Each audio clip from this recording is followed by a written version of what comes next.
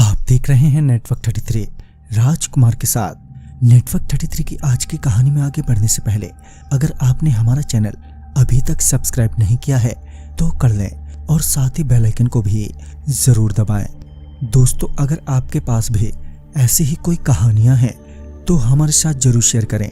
हमारे Instagram ID पर Instagram ID है network_33 जिसका लिंक नीचे डिस्क्रिप्शन बॉक्स में दिया गया है। ऐसी ही और वीडियोस के लिए देखें इन डार्क। तो चलिए बढ़ते हैं आज की कहानी की ओर। मेरे मामा जी एक ट्रेन ड्राइवर हैं जो कोलकाता के हावड़ा से एक बार मालगाड़ी गांव ले जा रहे थे। उनके साथ में एक लोको पायलट और एक गार्ड था। जब देर रात उन्होंने मालगाड़ी को एक छोटे से स्टेशन पर रोका तो उस वक्त रात के 3 बज रहे थे। अभी मामा जी अपने आसपास देख ही रहे थे कि उन्हें एक चाय वाला दिखा जो स्टेशन से थोड़ी ही दूरी पर बैठा हुआ था। फिर मामा जी ने लोको पायलट से कहा, अरे देखो, वो वहाँ चाय वाला ही है ना? लोको पायलट ने देखकर कहा, हाँ जी हाँ, वो चाय वाला ही है। और कहा, मगर इस वक्त इस स्टेशन पर तो ज्यादातर ट्रेन रुकती भी नहीं है, फिर ये इतनी रात गए किसे चाय बेच रहा है? मामा जी और लोको पायलट उस चाय वाले को टकटकी लगाकर देखने लगे और देखते ही देखते उस चाय वाले के पास न जाने बहुत से कस्टमर कहां से आ गए और सभी एक लाइन में बैठकर चाय पीने लगे। ये देखकर मामा जी और लोको पायलट को अपनी आंखों पर विश्वास ही नहीं हो रहा था। फिर लोको पायलट ने कहा, लगता है चाय कुछ ज्यादा ही अच्छी है, तभी तो इतनी भीड़ है। आप रुको, मैं 2 कप चाय लेकर अभी आता हूँ। मामा जी ने कहा, हाँ हाँ क्यों नहीं, पता तो चले आखिर कैसी चाय है, जाओ ले आओ।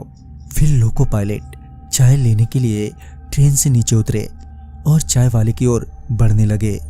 तभी मामा जी को वहां से निकलने का ग्रीन सिग्नल मिला और वो लोको पायलट को जोर से आवाज देते हुए कहते हैं, अरे रहने दो, चाय फिर कभी पी लेंगे, अभी यहाँ से निकलना होगा।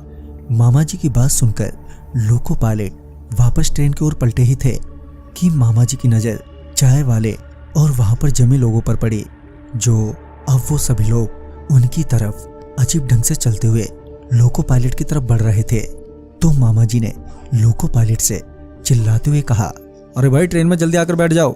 मगर लोको पायलट वहीं खड़े होकर मामा जी से ये पूछने लगे कि आप ऐसे क्यों चिल्ला रहे हो, क्या हुआ? इस पर मामा जी ने फिर से एक बार जोर से बोला, अरे अपने पीछे देखो। इस पर जब लोको पायलट ने घूमकर अपने पीछे देखा तो उन्होंने पाया कि उस चाय वाले के साथ बाकी के लोग उसके करीब आ रहे हैं। उन सभी के चेहरे बुरी तरह से फटे हुए थे। किसी का एक पांव नहीं था तो किसी का एक हाथ नहीं था और कितनों की तो गर्दन उनके धड़ से नीचे झूल रही थी। ये देखकर लोको पायलट की तो सांसें ही उखड़ने लगी। जहां उन्हें भागकर ट्रेन में आकर बैठ जाना चाहिए था तो वो उल्टा ही उनकी ओर जाने लगे। इधर ट्रेन से मामा जी उन्हें लगातार ट्रेन में आने के लिए कहे जा रहे थे कि तभी एक गार्ड दौड़ते हुए लोको पायलट के पास पहुंचा और उनका हाथ पकड़कर बड़ी ही फुर्ती से उन्हें अपने साथ ट्रेन में खींच लाया। उनके ट्रेन में आते ही मामा जी ने ट्रेन वहां से एकदम से निकाल दी। फिर आधे घंटे के बाद उन तीनों का डर थोड़ा कम हुआ और फिर ट्रेन के गार्ड ने कहा कि आपको शायद पता नहीं है उस चाय वाले की कहानी। तो उसने बताया कि वो पहले एक चाय वाला हुआ करता था और इसी स्टेशन पर चाय बेचा करता था। कहते हैं कि वो बहुत अच्छी चाय बनाता था। एक बार वो चाय की दुकान पर नहीं था, उसकी जगह पर उसका बेटा अशोक और उसकी छोटी बेटी रानी थी। उस दिन भी काफी लोग आए, मगर उन बच्चों से चाय बनाते हुए कुछ गलती हो गई, जिस वजह से चाय पीने वाले जो ट्रेन के मुसाफिर ही थे वो भड़क गए। जहां कुछ लोगों ने उन्हें बुरा भला कहा तो वहीं कुछ लोगों ने उन पर हाथ तक छोड़ दिया।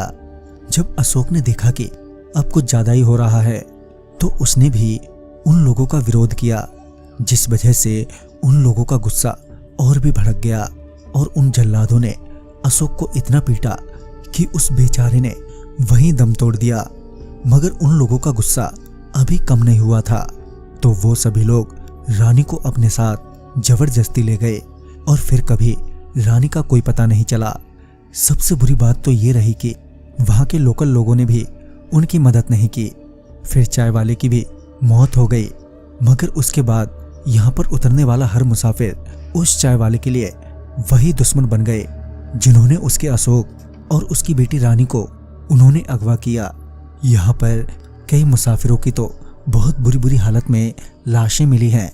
वो तो अच्छा रहा कि आप उस चाय वाले के पास नहीं पहुंचे, नहीं तो आप हमेशा हमेशा के लिए वहीं के होकर रह जाते। इस हादसे के बाद वो तीनों ही 1 हफ्ते तक बीमार रहे। फिर जब वो ठीक हुए तो वो तीनों अपने उसी काम में लग गए। तो दोस्तों, इस कहानी में बस इतना ही। कहानी आपको पसंद आई हो तो लाइक शेयर करें और साथ ही हमें कमेंट बॉक्स में जरूर बताएं। तो मैं आपका दोस्त राजकुमार जल्द ही मिलूंगा आप ही की भेजी हुई एक नई कहानी के साथ। तब तक के लिए बाय एंड टेक केयर।